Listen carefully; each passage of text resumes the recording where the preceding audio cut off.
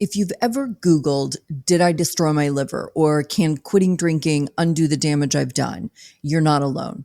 Health anxiety is incredibly common in early sobriety. It's that racing fear that maybe waited too long, maybe we did permanent damage, maybe the liver won't bounce back, or the brain is fried, or my cancer risk is locked in.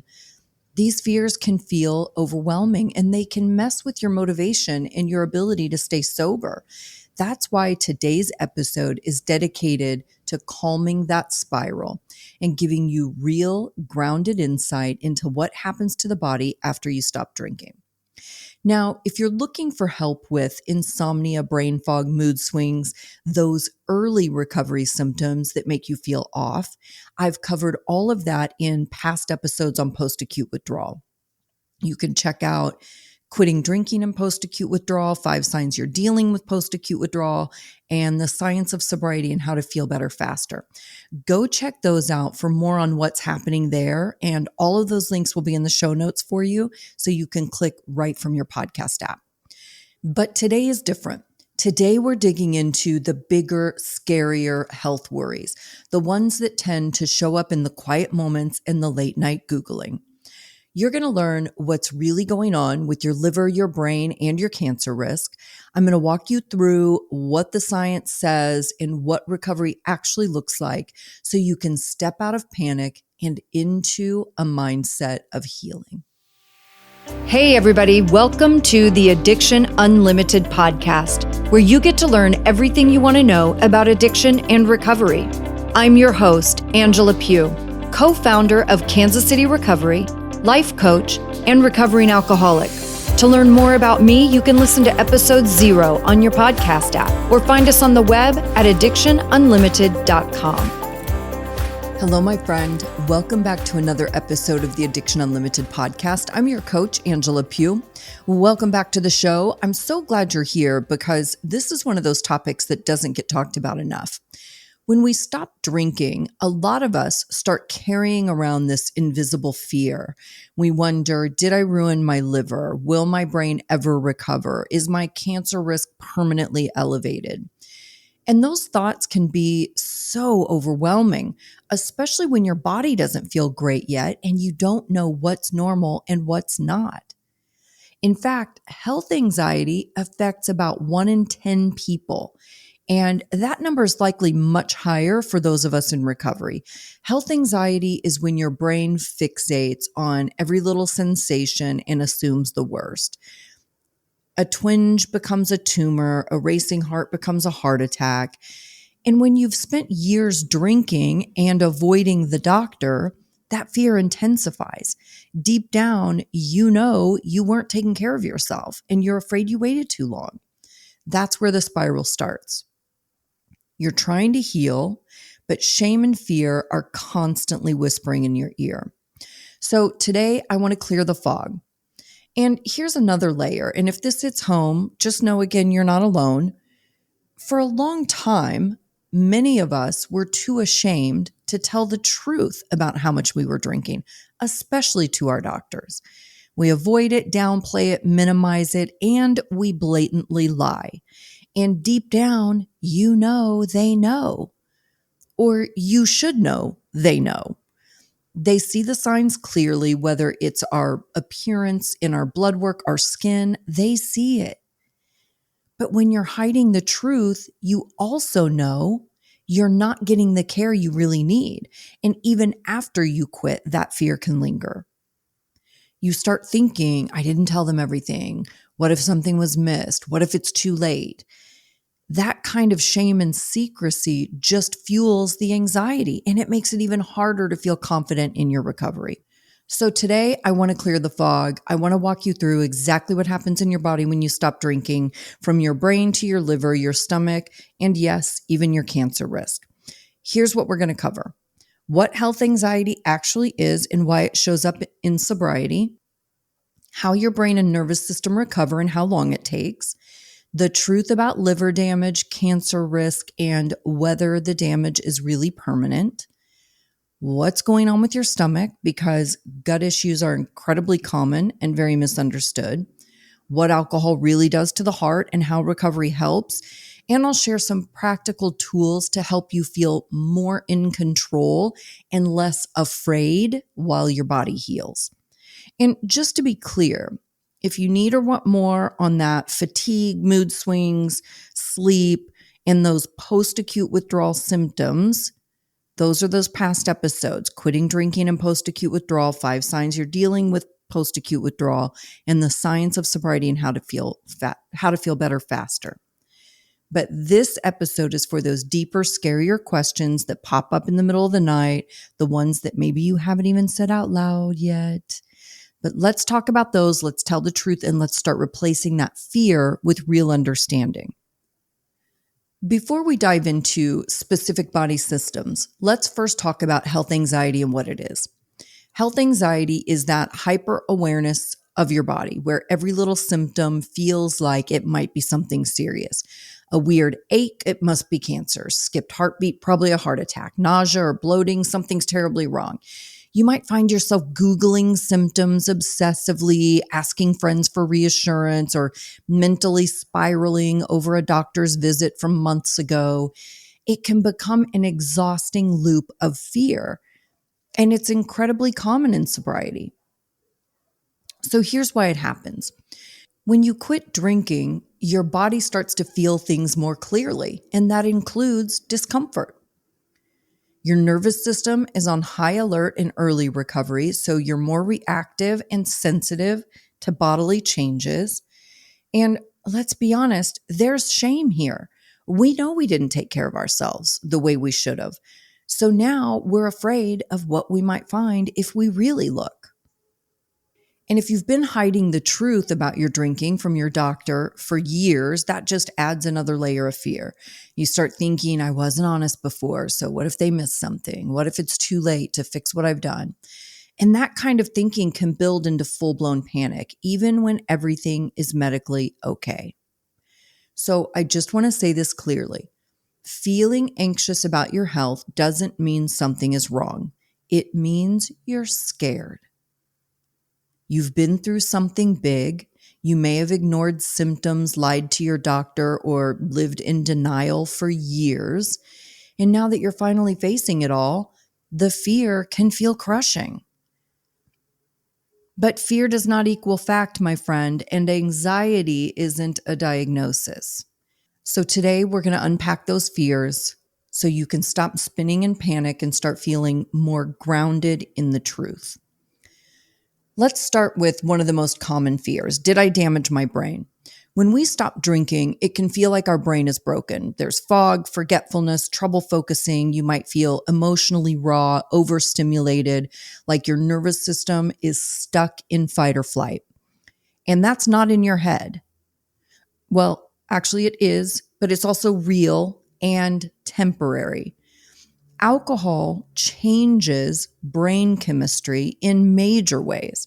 It disrupts neurotransmitters like GABA and dopamine, which regulate mood, focus, stress response, and motivation. And over time, your brain learns to rely on alcohol to create balance. So when you take alcohol away, your brain is forced to recalibrate. And that process doesn't happen overnight. The good news is the brain is incredibly resilient. It begins healing the moment you stop drinking. And most people notice pretty big improvements within a few months. In the first few weeks, things can feel foggy and emotionally unstable. By 3 to 6 months, cognitive function, memory, and emotional regulation start to stabilize. So for those of you that are relapsers in this time frame, you're not giving yourself enough time. 3 to 6 months. Full neurochemical balance can take a year or more, but it's happening. And you don't really know that it's taking that long. I will say by 9 months sober, by 9 months, I felt really completely normal. I didn't know any of the things that were still going on in my brain and the healing that was happening. By 9 months, I felt like a totally regular person. My short-term memory was back, like I was good. But this is where patience is your best tool. Healing is happening even if you can't feel it. You might also notice that your body feels hypersensitive in early sobriety, jumpy, anxious, on edge. That's because your nervous system is no longer numbed. It's waking up. That means you're no longer disconnected from your body's signals. Things that used to be dull or muted, like pain, temperature, emotion, even your heartbeat. It's like you had the volume way down on those internal signals, and now the volume's coming back up. And that can be overwhelming. But it also means your body is finally communicating with you again. It's reconnecting, recalibrating, and healing. And that's a good thing. Most people don't realize this, but alcohol is a natural anesthetic. We don't usually think about it that way, but it numbs everything physically and emotionally. There's a reason that in every old Western movie, they're passing around a bottle of whiskey before they dig a bullet out of a guy. Alcohol dulls pain. That's what it does. It numbs the nervous system, it softens emotional intensity, and it can mask physical discomfort, which is exactly why so many people with chronic pain end up using alcohol to cope, because honestly, it works. So when you stop drinking and that numbing effect is gone, don't be surprised if you start noticing everything. A twinge in your shoulder, a weird heartbeat, tingling in your arms, muscle tension, emotional surges. It's not that something is suddenly wrong, it's that you're not anesthetized anymore.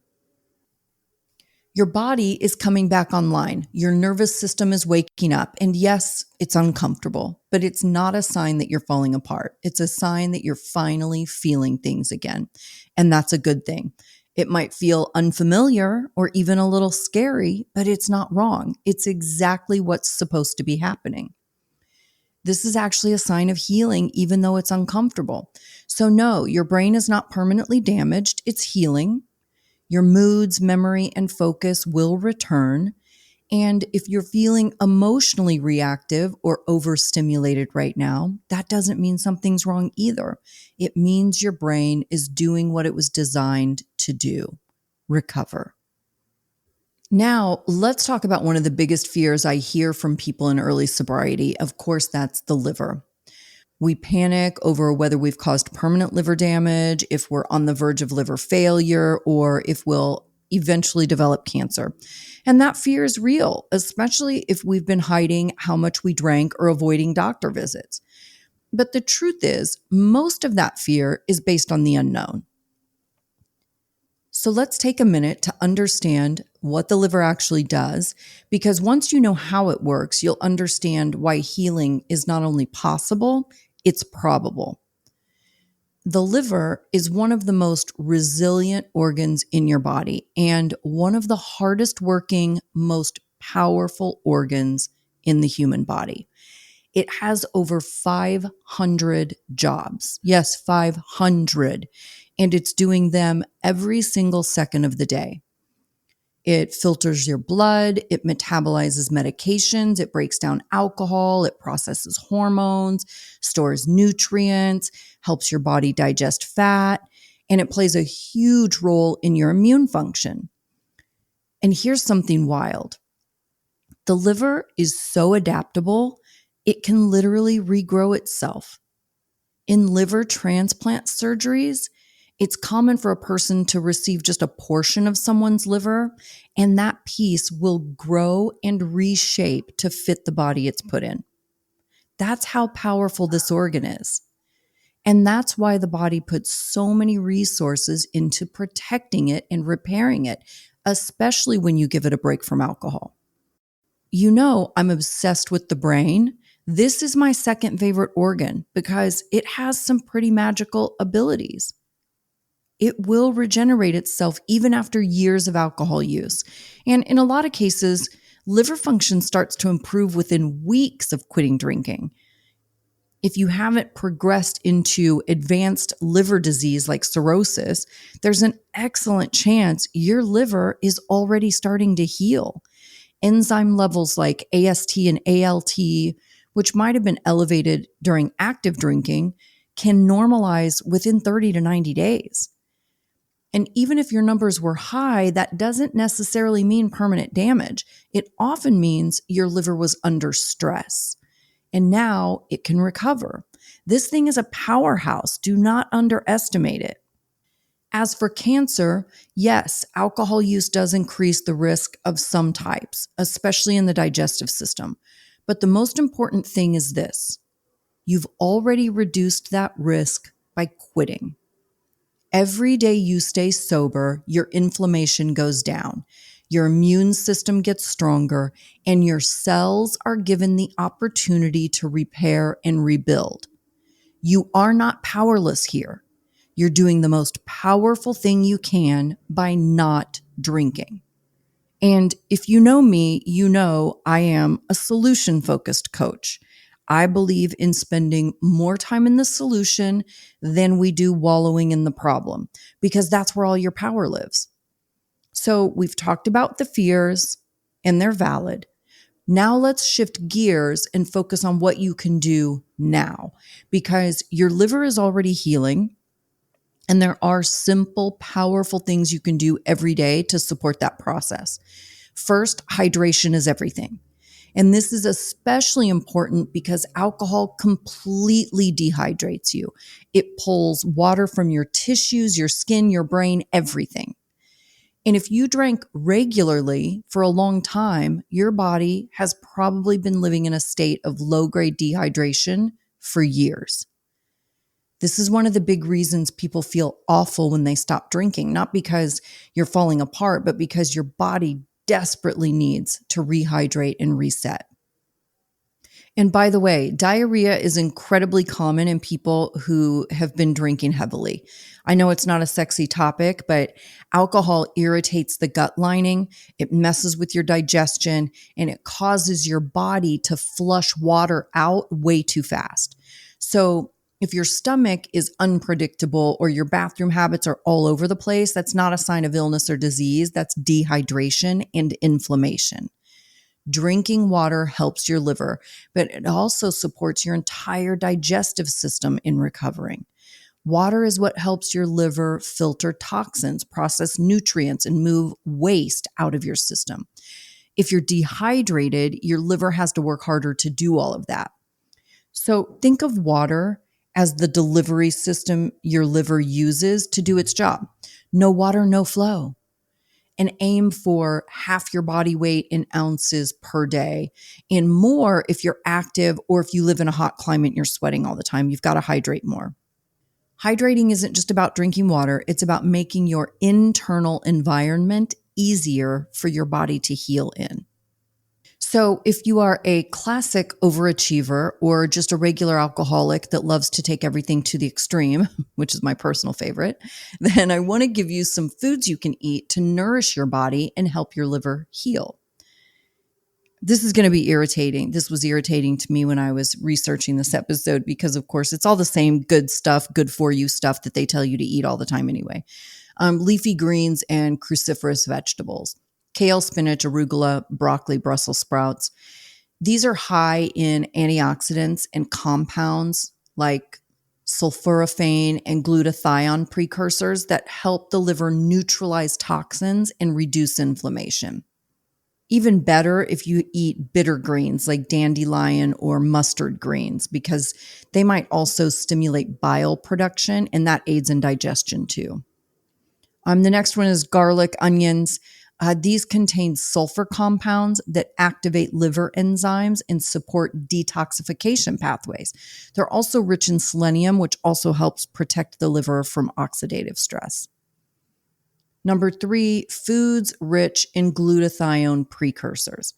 The liver uses glutathione to break down toxins, alcohol, and metabolic waste. So you can eat avocados, asparagus, spinach, turmeric, other sulfur-rich foods like cabbage and cauliflower. This is why when people ask me what to do for a hangover, I tell them to eat asparagus. And I know it sounds ridiculous, but asparagus is known to increase the enzymes that support alcohol metabolism. And there are studies that suggest it helps reduce hangover symptoms. I can't even imagine, you guys, when I think back to waking up hungover, I can't even fathom eating asparagus, but that's what I tell people. Number 4, green tea and herbal teas.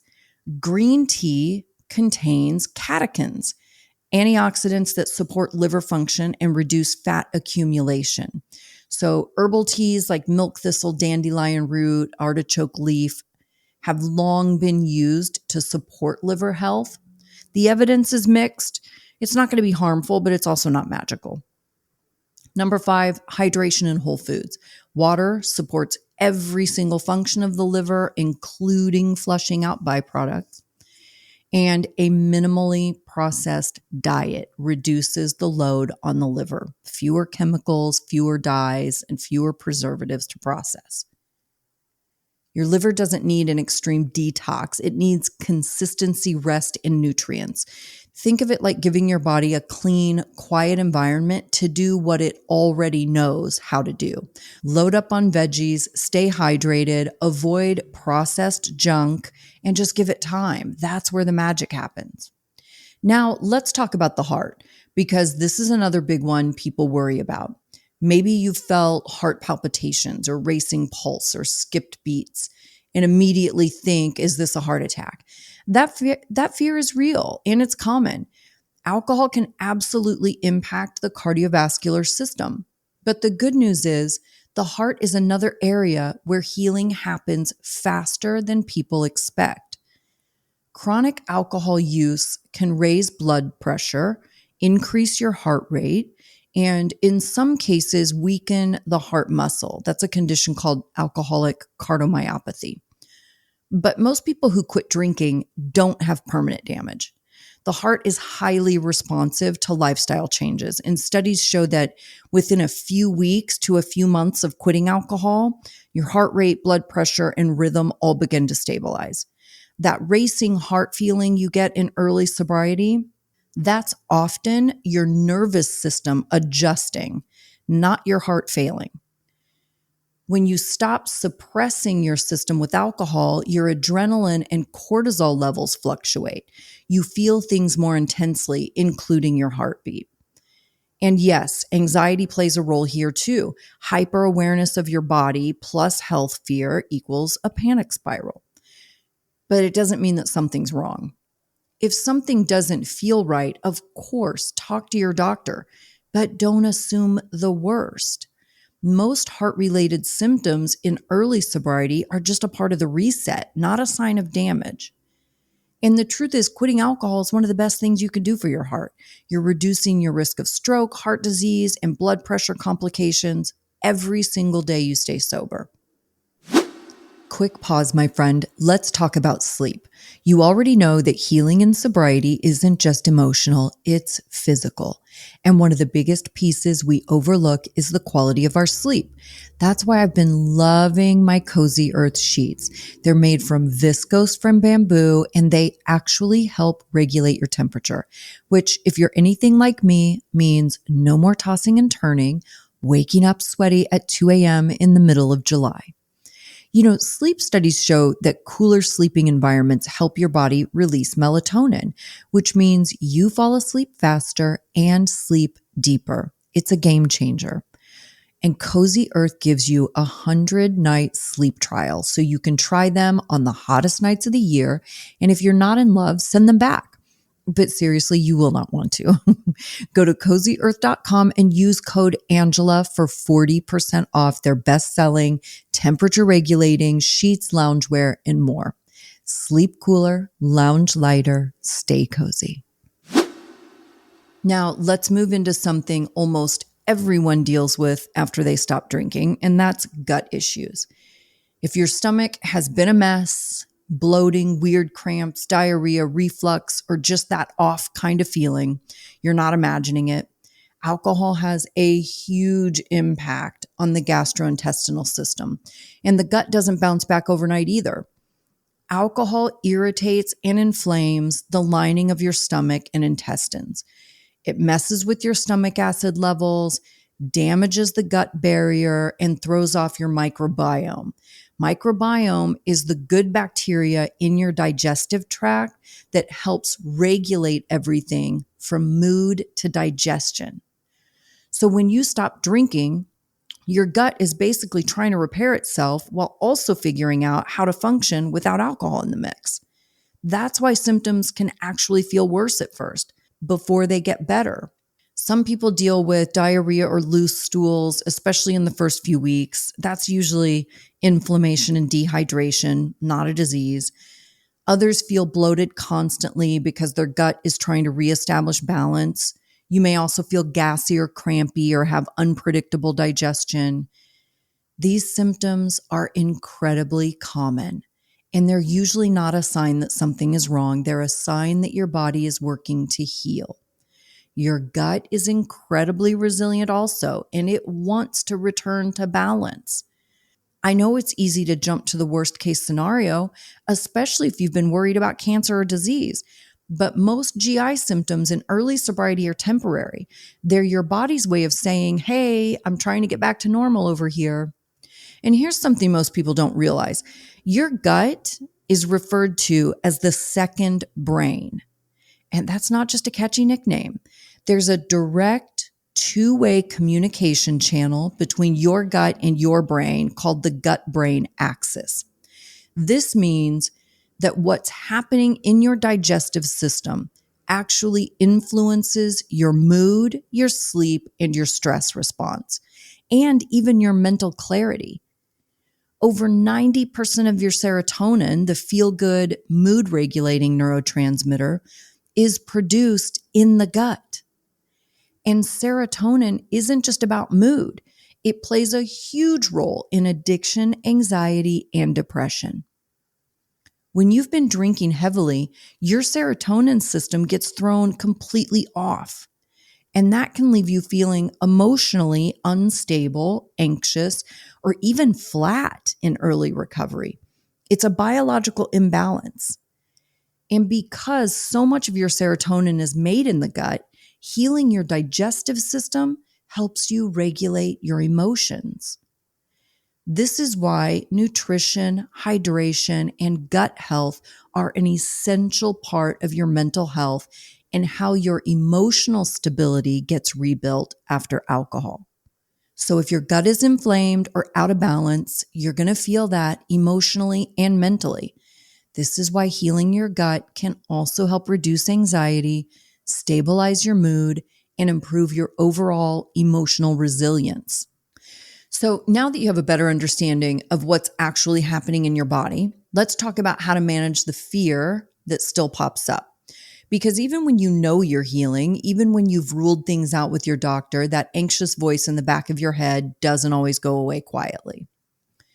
And that's okay. The goal is not to eliminate all fear, because real recovery isn't about making fear and anxiety disappear. It's about learning how to live with them without needing to escape or numb them. Fear, anxiety, and discomfort are a part of life. And believe it or not, they're useful. They keep us alert. They help us pay attention. The problem in addiction isn't that we had too many feelings. It's that we didn't have any coping skills to handle the feelings. In recovery, we learn how to feel fear and still move forward, how to feel anxious and still do the next right thing, because no one has ever died from being uncomfortable. The power move in recovery is recognizing fear and anxiety for what they are, temporary, and then using tools, simple things like breath work, journaling, cold water, movement, to calm your nervous system and keep going. So I'm going to give you some tools that you can use, free, simple, fast. You have no excuses. Number one is create a system tracking journal. Start keeping a symptom journal, not in an obsessive way, but just enough to help you see patterns. Often, what feels like a scary, mysterious symptom is usually linked to something simple like dehydration or stress or poor sleep. Writing things down gives you perspective. It gets the fear out of your head and onto paper where you can actually work with it. I've been doing this for various things over the last year, and it's so irritating to me. but, but I have connected that there's a direct correlation to me eating sugar late in the day, and that night I will sleep really bad. It makes me so mad. I'm so tired of sugar being such a pain in the ass, but it really is. It's terrible. I just keep trying to tell my brain to stop eating it. Tool number 2, grounding. Grounding and nervous system resets. Give your nervous system some support. I know we've been talking about this a lot recently, but try grounding techniques when you feel anxious. Put your bare feet on the floor. Take 3 deep breaths with a long exhale. Use the 5, 4, 3, 2, 1 method to get present. That's like 5 things I can see, 4 things I can touch, 3 things I can hear. Goes through all your senses. You can also try cold exposure, like a splash of cold water on your face or a 30-second cold shower. That helps regulate the vagus nerve and brings your system out of fight or flight mode. These are great things. You know, you see this in all the TV shows and movies when they run in the bathroom and splash water on their face. I never knew that was a real thing until recently, but that is a legitimate thing, scientifically proven, legitimate thing. Tool number 3, stop Googling symptoms. This is a hard one, but it's important. Stop Googling your systems. And I say this with love because I've done it too, but it never leads anywhere helpful. Google is designed to give you every possible outcome, and your brain will always lock on to the worst case scenario. So unless you're using it to book a doctor's appointment, put the phone down and return to the tools, okay? And look, if you're going to look things up, be intentional about it. If you're researching, use tools that help you understand your symptoms from multiple angles, like ChatGPT or other AI platforms.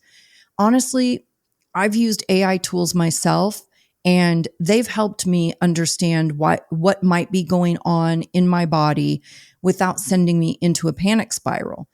The benefit is you can describe all your symptoms, all your fears, all your what ifs, and get an answer that feels more human, more thorough, and less alarmist than a Google rabbit hole. And studies are already showing that AI is at least as accurate as a doctor for basic diagnostic insight. So it's a much safer place to start than a forum full of worst case scenarios. Of course, it is not a replacement for medical care. But if you're scared and just need a little clarity, it's a better option than spinning out on search results. And I'll tell you something from my own experience. I actually use ChatGPT for health and health stuff pretty regularly. It feels like having an open, honest conversation with someone who won't judge me. I can say exactly what I'm experiencing, no matter how weird, no matter how sensitive, and just get clear, grounded information back. I can add details as I think of them, ask follow-up questions. I can share lab results or blood work, and it just adjusts the answer to give me the full picture. I don't feel rushed by time limits. I add information as I think of it. I can leave it and come back later and add something again or ask something new or different. And it explains things to me like a doctor never would. I've found it to be extremely kind, supportive, and helpful, like a collaborative health conversation without the fear of shame. And it also will tell me exactly what to talk about with my doctor. Like it will say, do you want me to put some talking points together so at your next appointment you could talk to your doctor about this? So again, AI isn't a doctor and it's not a replacement for real medical care.